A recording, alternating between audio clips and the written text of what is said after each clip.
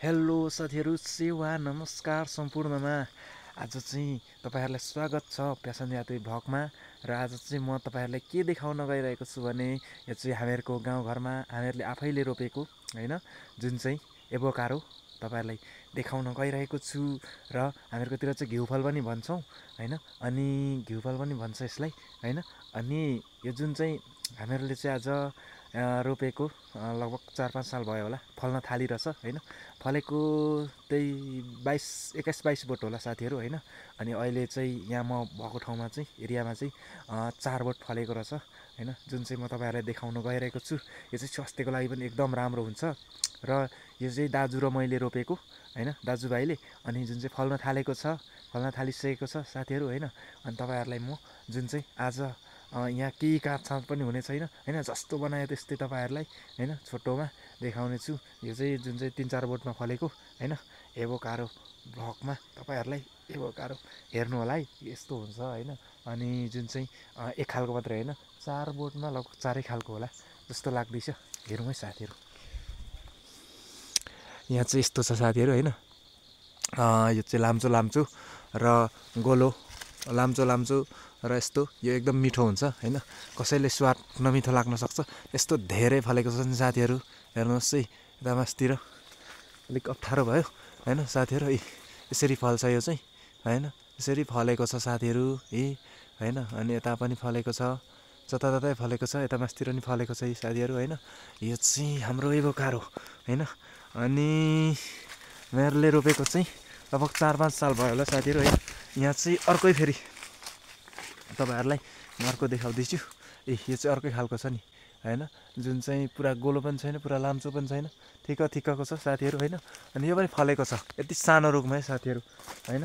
जुन चाहिँ त्यस्तो ठुलो रुख चाहिँ होइन यो है साथीहरू हैन। अनि यो भन्दा ठुल्ठुलो फलेको छ, यता चाहिँ अलिक सानो रहेछ। नेतामासतिर नि फलेको छ, यत्रो त छ साथीहरू बोट हैन। अनि यो चाहिँ मलजलले पुग्यो भने चाहिँ फलिहाल्छ है। 2 वर्ष 3 वर्ष 3 देखि 4 वर्षभित्रमा फलि नै हाल्छ साथीहरू हैन। अनि यस्तो दामी फलेको छ साथीहरू है। अनि तपाईहरुलाई अझै म देखाउने छु, यहाँ राम्रो फलेको छ साथीहरू हैन। यो चाहिँ ओरिजिनल भ्लग है, एकदम काँचछाट पनि नभएको केही पनि छैन, यस्तो फलेको छ साथीहरू। यता चाहिँ अलिक यता फलेको छ, यो चाहिँ यस्तो छ। अनि तपाईहरुलाई अर्को चाहिँ यस्तो छ साथीहरू हैन।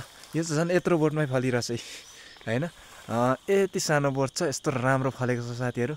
यो चाहिँ एभोकाडो है। अनि जुन चाहिँ यस्तो हुन्छ है, यो चाहिँ ठुल्ठुलो छ फेरि है, लाम्चो ठुलो पनि छ। अनि हामीहरुको चाहिँ यसरी छ 3 बोट भयो हैन साथीहरू। अब चाहिँ यहाँ चाहिँ यो चाहिँ यस्तो फलेको छ भने यस्तो बोटमा यस्तो फलेको छ हैन। यहाँ चाहिँ अर्कै खालको छ साथीहरू, गोलो खालको है। हेर्नुहोस् है, 4 बोटमा 4 खालको छ नि हैन। यो चाहिँ हामीहरुले बिउ ल्याउँदै आफै उमार्दै रोप्नु, दाजुले उमार्नु भएको विशेष गरी हैन।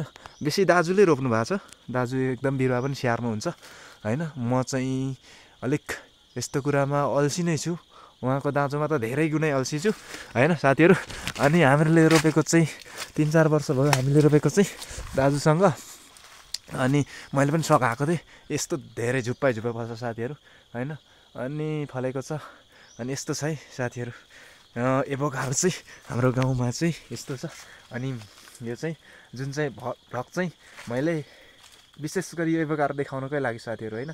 अनि धेरै बोट छ, लगभग 70-80 रुख जति होला साथीहरू हैन। 20-22 रुख फल्न थालेको छ। तर अहिले फलेकोहरूमा कोही सानो पनि छ, कोही ठुल्ठुलो छ हैन। यो भन्दा ठुल्ठुलो पनि होला कोही पल्लो बारीमा छ। अनि त्यही भएर साथीहरू यो चाहिँ तपाईहरुलाई विशेष गरी जस्तो बोली चिप्ले पनि हैन, जस्तै उच्चारण नमिले पनि हैन, यो भिडियो चाहिँ जस्ताको तस्तै तपाईहरु माझमा हैन आउनेछ युट्युबमा है। अनि तपाईहरुलाई यो चाहिँ सबैलाई धेरैलाई थाहा होला, सबैले चाखिसक्नु भएको छ, कस्तो मिठो लाग्छ कि नमिठो लाग्छ हैन। हेर्नुहुने साथीहरुले कमेन्ट गरेर जानु होला है साथीहरु। र सम्पूर्णलाई यो भ्लग चाहिँ हैन, यो विशेष गरी हाम्रोमा फलेको भनेर देखाउनको लागि बनाएको थिएँ।